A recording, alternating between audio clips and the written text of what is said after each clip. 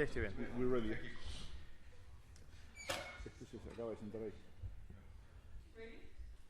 Yeah. Thank you very much for coming. This is the team announcement for Namibia to play France. On the table we have JC Craven on your far left, and then Louis van der Westhuizen, captain Johan Deysel, head coach Allister Coetzee, Adrian Ludik, and Jacques Turon. We will be taking questions from the media after head coach Allister reads out his team, and for any translation and any French-speaking journalists, we do have colleagues that will help us. Thank you very much. Good afternoon, everyone. Gives me once again great pleasure to announce the Namibia team to play France, host nation. Number 1, Desideri Setti. Number 2, Louis van der Westhuizen, vice captain. 3, Arnos Coetzee. 4, Adrian Ludik. 6, Max Kachicheko. 7, Johan Retief. 8, number 8, Prince Huasep. Number 9, Jacques Theron. 10, Cliven Loubser. 11, JC Greiling. 12, Danko Berger. 13, Johan Deysel, captain. 14, Gershon Mouton. 15, Andre van der Berg. Replacements are 16, Robert Norkia. 17, Jason Bernarde. Number 18, Shikufu Aitembu. 19, PJ van Lille. 20, Richard Hardwick. 21, Ulla Blau. 22, Okeno Isaacs. And 23, Divan Rousseau. That's the team. If you do have any questions, please just your name and the media house you come from. I think I think I left out number 4 there. Mahe Pisa Jericho. Okay.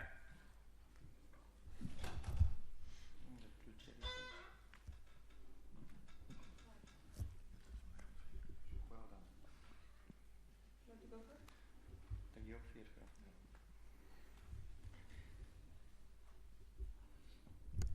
Alistair Miles, Harrison ITV.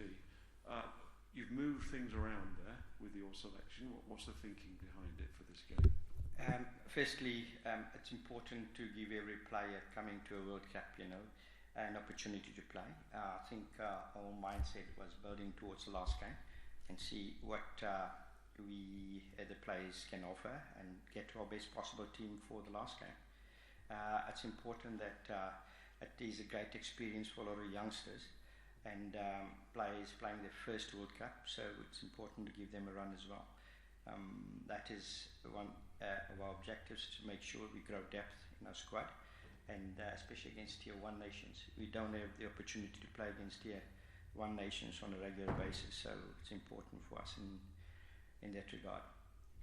I totally understand why you would concentrate on the last game. How difficult is it to manage that, though, within the context of the tournament? Because clearly France are going to provide a very stern test. No, they have selected possible very, very strong side against us. I think, from the French point of view, and I think they must have taken a leaf out of New Zealand's book to keep building in the pool phases and play your strongest possible team.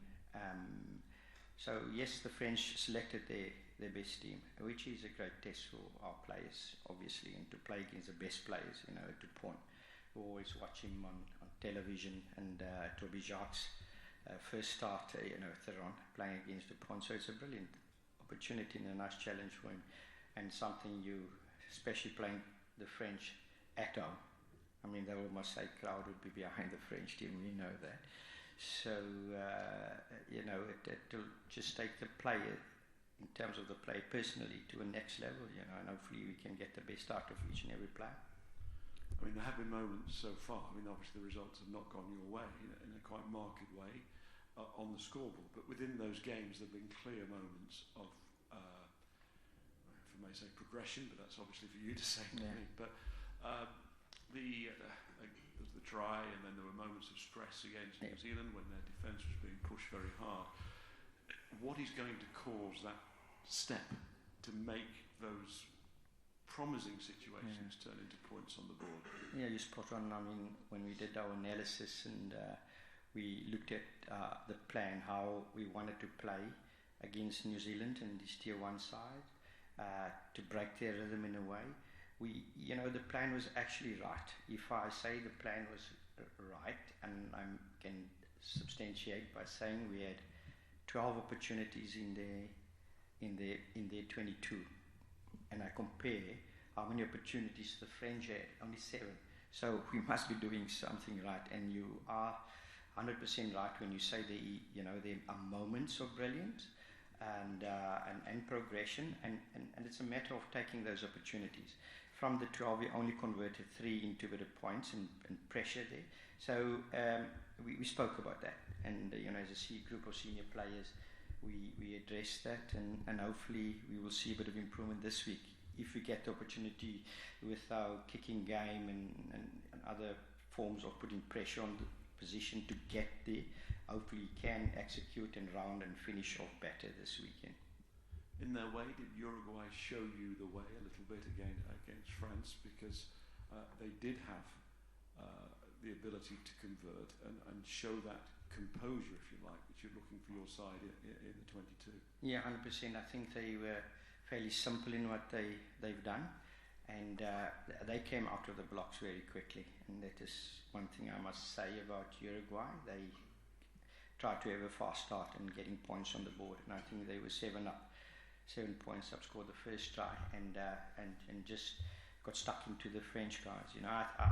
I think obviously with the team that French played against Uruguay, it wasn't a team that has gelled completely. It's always a case of your I wouldn't call it second string, but your depth players don't get enough time to prepare together as a team, and all of a sudden they must get that chance to perform together. So I think Uruguay has learnt us how they dealt with the French kicking game as well. We took a few tips from that, and I think our plan is good enough. If we can put it together, we will definitely have moments where we'll put the French under pressure.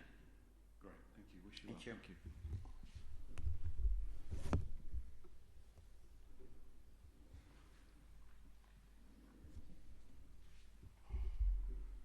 Good afternoon, Mr. Coetzee. Sorry, question in French. Vous avez joué un jour après la France la semaine dernière, donc vous avez eu un jour de récupération en moins avant votre match de cette semaine. Comment vous avez géré cette période de 6 jours seulement, et quand est-ce que vous êtes arrivé à Marseille concrètement? Comment se déroulent les entraînements entre les 2 matchs? Thanks. So you played 1 day after France, so you have 1 day recovery less than France. How do you take this into consideration in the preparation, and what happened since your arrival in Marseille? Look, we only start with the second question first. We got here about an hour ago, so we've got a training session this afternoon, and some of the players and non-playing reserves, they will go to a coaching clinic, and this is what's going to happen this afternoon. So we will have a training session, and the non-playing reserves will go host a coaching clinic with one or other school, I'm not sure, or schoolboys, where that would be, but you can get that information from Dinla. The first question was... I just translate the... Okay, sorry. Donc, l'équipe est arrivée il y a 1 heure à Marseille, donc on est juste en train de défaire nos valises, on va dire. Mais on a un entraînement prévu cet après-midi avec tous les joueurs et les remplaçants du match. Donc ça va être le début de la préparation cet après-midi. Et il y a une partie des joueurs, donc ceux qui ne sont pas sélectionnés pour le match, qui ont un entraînement ouvert à l'école de rugby locale. And yes, the recovery. Yes. Look, we knew from the start we will have a 6-day turnaround time, and it's not conducive. I think a team like New Zealand, they have 12 days before they play their next match. It's not comparing to them, but it's tough. It is tough. It's never easy, and we look to find ways to recover the players. I mean, for argument's sake, or for example, yesterday was pouring with rain in Ixlaba, and we had an indoor session. It was very effective, But that is one way of, I've got the players off the field. I think the players themselves are very responsible with the whole recovery process. We've got a lot of ways of, getting them fresh. And I think they'll be fresh for this weekend. It's such a short time to prepare. And I think the most important thing is to feel the team that is really fresh for the weekend. Donc ils savaient depuis le début que ce serait pas facile et qu'il y aurait ce jour de décalage. Il y a certaines équipes comme la Nouvelle-Zélande qui ont 12 jours de repos entre certains matchs.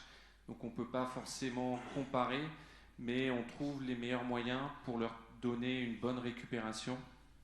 Par exemple, hier il pleuvait à Aix-les-Bains, donc l'équipe a organisé une session d'entraînement en intérieur pour quand même pouvoir se préparer. Les joueurs aussi sont responsables eux-mêmes dans leur process de récupération, et même si c'est court, ils trouvent le temps, eux, de faire leur récupération avec l'équipe aussi qui les encadre.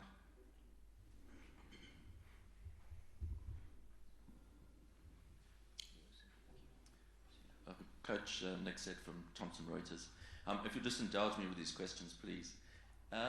You talk about progressing there in Tier 2 nations, progressing against a side like a France or New Zealand. I believe that World Rugby have invested a lot of money in helping the Tier 2 nations to prepare for this World Cup. Can you just tell us a little bit about what exactly or how that help was, what exactly they did provide to you? Yeah. Well, first of all, as you know, we completely amateur union. We rely on club players back home, the local boys. And then obviously we've got about 18 players playing in different leagues all over the world. So just from a strength and conditioning point of view, they've supplied us with new equipment coming to the World Cup. We've looked at our daily training environment where players could have had meals in the morning and throughout the day. We have had a full-time physio employed. Myself as head coach is there on a full-time basis as well. And then of late we've got an analyst with us and a nutritionist. So I must be honest, and we're really thankful for that, because that's something that as a nation of 2.6 million, finances should always be sort of a challenge. And I just, we will have a intervention in December about the whole thing around Tier 2 nations. The next step obviously is to make sure that we get good competition and play Tier 1 nations at a more regular basis. Yeah. And I think we've seen in this World Cup how Fiji have progressed playing in Super Rugby with their Fijian Drua team. I know you do play or have played previously in South Africa. Is that really a step forward, do you see as well? 100%. I think it's a great example that Fiji had to start somewhere. And what you see now is a result of continuous support over the years. And we hope also to build a franchise where, like Chile is doing at the moment, and Uruguay playing in a SLAR competition, in the Americas competition, where they play as a franchise, which is a higher level than just local competition. And with Fiji, it's really sort of fairy tale, to see how those guys have improved at set piece, which is just a purely strength and conditioning thing, and obviously with resources of coaches going in there and support. Yeah, so that I would say is the way going forward for a team like Namibia as well. Yeah. Just last one for me. There has been talk in future World Cups of perhaps having some sort of shield competition for teams that don't progress to the quarterfinals. Yeah. Is that something you would support, just to get more games at an event like this? I think for us at this point in time, we'd support anything really just to get to play on the international stage. However they want to structure it, people must understand there's two ways of looking at it. You want to develop and grow the game, and obviously you want strength versus strength. So to find a middle way is probably, I don't know how they're going to structure it, because it is important to develop the game. If that is one of all rugby's most primary objectives. Thanks, Coach.